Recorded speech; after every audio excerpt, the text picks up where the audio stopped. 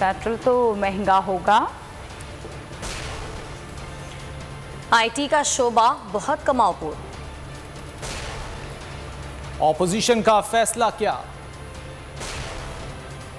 कब्जा माफिया पर किसका हाथ?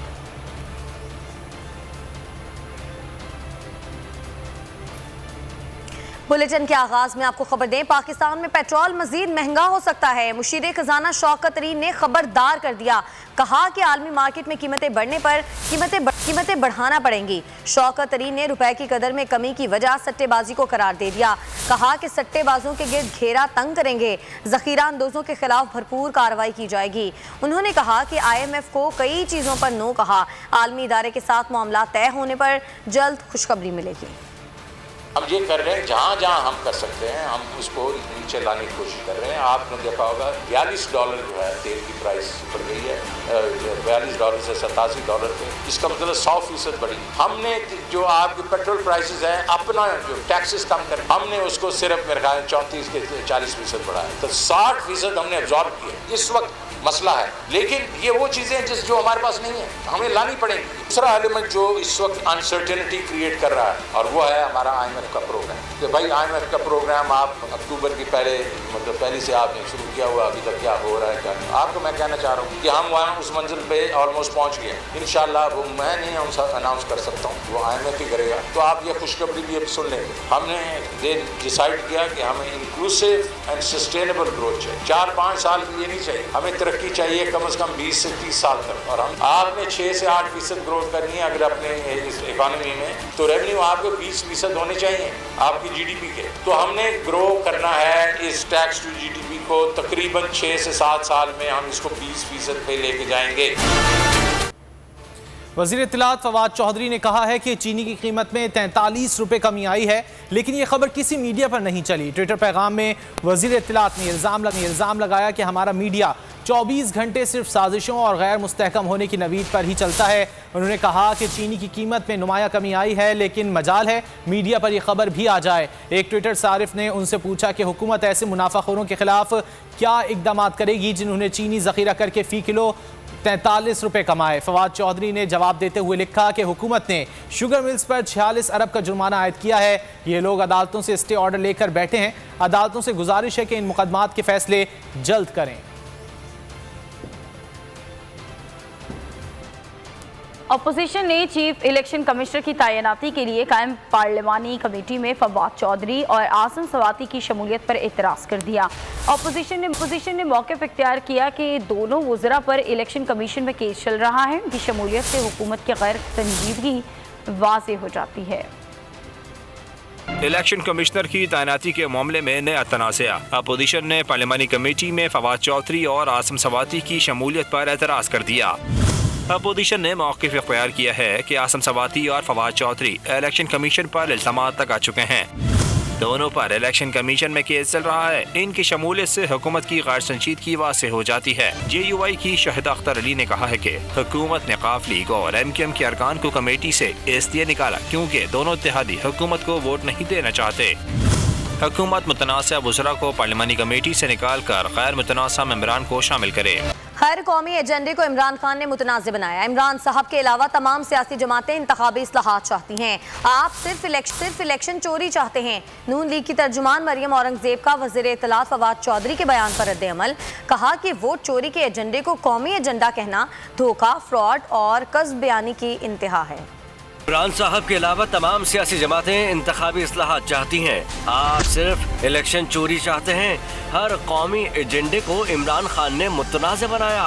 नून लीग की तर्जुमान मरियम औरंगजेब का वज़ीर इत्तलात फवाद चौधरी के बयान पर रद्द-ए-अमल। मरियम औरंगजेब ने कहा, डस्का इलेक्शन रिपोर्ट के बाद इलेक्शन की शफाफियत और इलेक्शन इस्लाहात का पूरे पाकिस्तान को पता चल गया। जब नंबर पूरे नहीं हुए तो तमाम सियासी जमातें याद आ गईं। जब इत्तेहादी और अपने अराकीन ने अदम एतमाद कर दिया तो सियासी निज़ाम की कामयाबी याद आ गई। मरियम औरंगजेब ने कहा, वोट चोरी के एजेंडे को कौमी एजेंडा कहना धोखा और फ्रॉड की इंतहा है।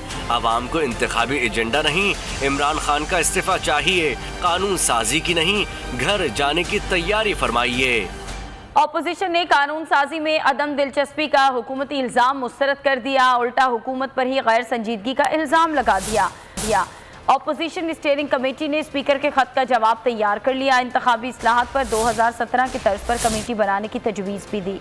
ऑपोजिशन ने मौक़िफ़ अपनाया। कानून साज कमेटी में भी बदनीयती शामिल थी।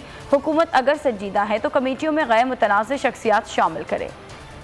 चीदा कानून साजी करो, बयानबाजी नहीं। अपोजिशन ने हुकूमत के खिलाफ पोजीशन वासे कर दी। अपोजिशन की स्टीयरिंग कमेटी की बड़ी बैठक। कानून साजी से मुतालिक स्पीकर के खत पर गौर, चिट्ठी पर तफसीली जवाब तैयार कर लिया। तरह के मुताबिक इजलास में हुकूमती रवैये पर तशवीश का इज़हार किया गया। इंतखाबी इस्लाहात पर 2017 के तर्ज पर कमेटी बनाने की तजवीज़ भी दी गई। अपोजिशन ने गैर संजीदगी का हुकूमती इल्ज़ाम मुस्तरद कर दिया। वासे किया हुकूमत खुद कानून साजी में संजीदा एहसास कमेटी में भी बदनीयती शामिल थी। हुकूमत अगर संजीदा है तो कमेटियों में गैर मुतनाज़ा शख्सियात शामिल करे। ज़रा के मुताबिक स्पीकर के खत पर जवाब आज ही भिजवाया जाएगा। खत में कानून साजी से मुतालिक कायम कमेटी के जलसों का भी हवाला दिया जाएगा।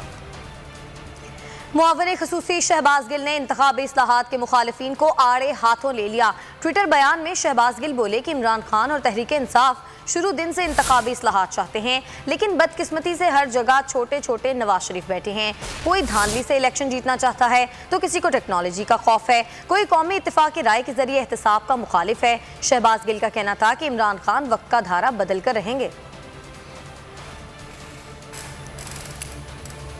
तर्जुमान पंजाब हुकूमत हसन खाफर ने कहा है कि PDM का कराची शो भी बुरी तरह फ्लॉप रहा। पहले मरियम और आज शहबाज शरीफ मौलाना फजलुर रहमान के साथ हाथ कर गए। हसन खाफर ने कहा कि भतीजी ने डेरा गाजी खान से राह फरार इख्तियार की और शहबाज शरीफ ने कराची से। नून लीग जो खेल खेल रही है वो मौलाना फजलुर रहमान की समझ में नहीं आएगा।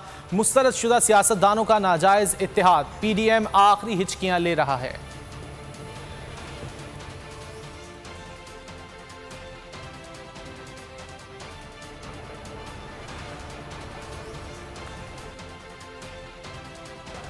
कराची में नाजिम जोखियों कत्ल केस की तहकीकात अहम मोड़ पर पहुंच गई।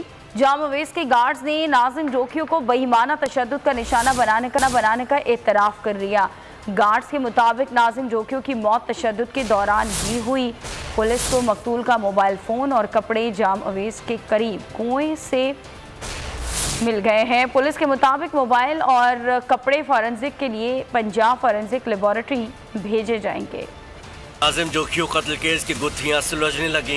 जाम ओवेस के गार्ड्स ने जुर्म का एतराफ़ कर लिया। मकतूल का मोबाइल फोन और कपड़े भी पुलिस के हाथ लग गए। के मुताबिक गार्ड्स मुनीर और हैदर ने अहम राज फाश कर दिए। मुल्जिमों ने बताया कि नाजिम जोखियों को मुआफी न मांगने पर तशद्दुद का निशाना बनाया गया। रात 3 बजे नाजिम जोखियों ने भागने की कोशिश की, पकड़कर मारपीट की तो वो मुजाहमत करता रहा। इसी दौरान उसकी मौत वाक़ई हो गई। तफ्तीशी हुकाम के मुताबिक मकतूल का मोबाइल फोन और कपड़े एक कुएं से निकाल लिए गए हैं। मेमन गोट के इस कुएं से मुतालिक इंकिशाफ गिरफ्तार मुल्जिम ने दौरान तफ्तीश किया था। काफी हद तक जल चुका है। कपड़े और मोबाइल फॉरेंसिक के लिए पंजाब फॉरेंसिक लेबॉरेटरी भेजे जाएंगे। लेबॉरेटरी रिपोर्ट आने पर तफ्तीश में मजीद पेशरफ्त होगी।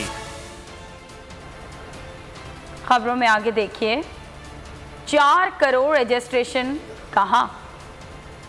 अभी आपको खबर दे, साबिक सफीर की बेटी नूर मुकद्दम की मुल्जिम जाहिर जाफर के घर में दाखिले और बालाई मंजिल से कूदने की वीडियो मंजर आम पर आ गई। मकतूला ने घर में कई अजियतनाक घंटे गुजारे। जान बचाने के लिए नूर मुकद्दम कातिल से जिंदगी की भीख मांगती रही, लेकिन उसे रहम ना आया। भागने की कोशिश की तो चौकीदार रुकावट बन गया।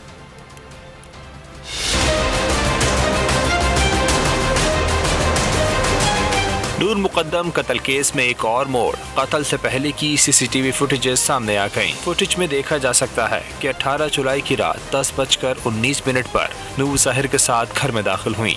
सुबह 2:39 पर दोनों सामान लेकर निकले। कुछ देर बाद सामान समेत वापस आ गए। 20 जुलाई की सुबह 2:41 पर नूर मुकद्दम ने नंगे पांव घर से भागने की कोशिश की, लेकिन नाकाम रही। मुल्जिम जाहिर उसे खींचते हुए वापस अंदर ले गया। मकतूला मुल्जिम से हाथ जोड़कर जिंदगी की भीख मांगती रही। 20 जुलाई की शाम 7:11 पर नूर मुकद्दम फरार के लिए बालाई मंजिल से कूदी। चौकीदार ने उसे बाहर जाने से रोका और सिक्योरिटी केबिन में बंद कर दिया। मुल्जिम जाहिर नूर पहुंचा और घसीटते हुए वापस बंगले के अंदर ले गया। फुटेज की मदद से तफ्तीशी हुक्काम मुल्जिमान से मज़ीद तफ्तीश कर रहे हैं। ये भी पता लगाने की कोशिश की जा रही है कि बंगले से निकलते वक्त नूर किससे राब्ते की कोशिश करती रही। आगे बढ़ते हैं। होशरुबा महंगाई ने आवाम की चीखें निकलवा दी हैं। अशिया खुर्दनोश के बढ़ते निर्खों से सिर्फ आवाम ही नहीं, दुकानदार भी परेशान हैं।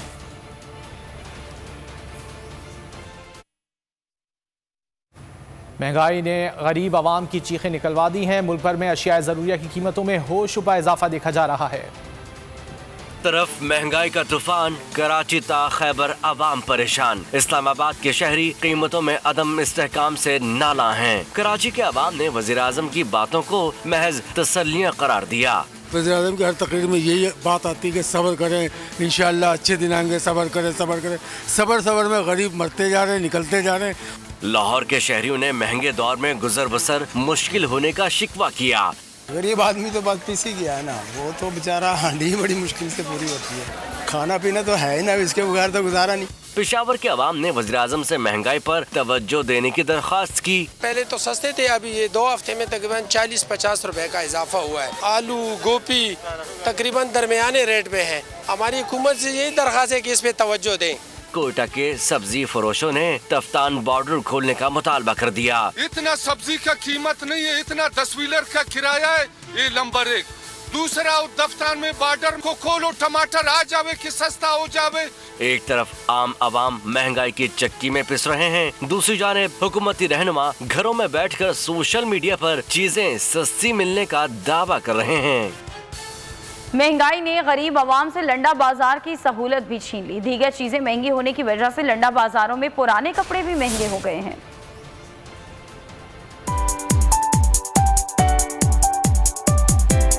गरीबों का शॉपिंग मॉल लुंडा बाजार भी महंगा हो गया। सर्दियों से पहले पुराने कपड़ों के नर्ख बढ़ गए। गरीब आवाम के लिए सर्दियां गुजारना मुश्किल हो गया। अब तो लंडा भी गरीब की पहुंच से दूर हो गया जब से ये तब्दीली सरकार आई है ना, इसलिए खाना पीना के लंडा का कपड़े भी पहने अब गरीब नहीं पहन सकता, इतनी ज्यादा महंगाई हो गई है। हर साल मौसम सरमा से पहले शहरी गर्म कपड़े खरीदने लुंडा बाजारों में पहुंच जाते हैं, मगर इस बार होश अरबा महंगाई ने गरीब आवाम से ये सहूलत भी छीन ली है। कम्बल खरीदने के लिए आया हूँ, लेकिन कम्बल का रेट इतना बढ़ गया है कि पिछले साल में यही कम्बल मैंने तकरीबन 700-800 का लिया था, ये अभी 1300-1400 रुपए का मुझे इधर पड़ रहा है। दुकानदारों का कहना है कि पेट्रोल से लेकर हर चीज महंगी हो चुकी है, इसलिए कपड़े महंगे बेचना मजबूरी है।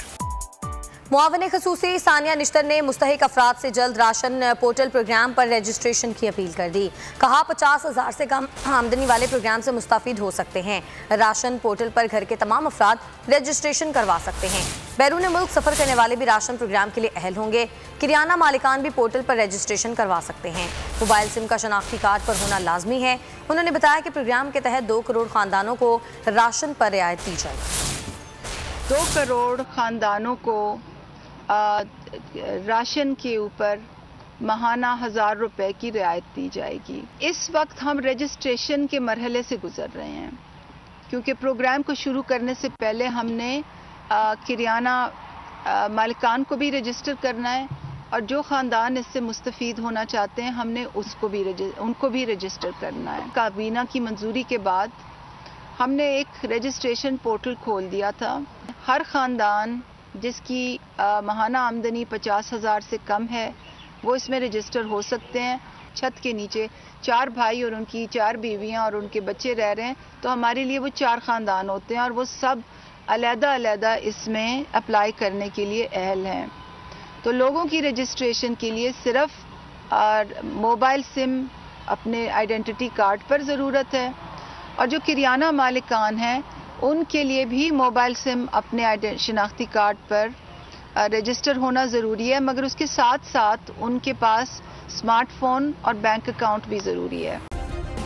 सब्सक्राइब करें और बेल दबाएं ताकि कोई खबर रह न जाए।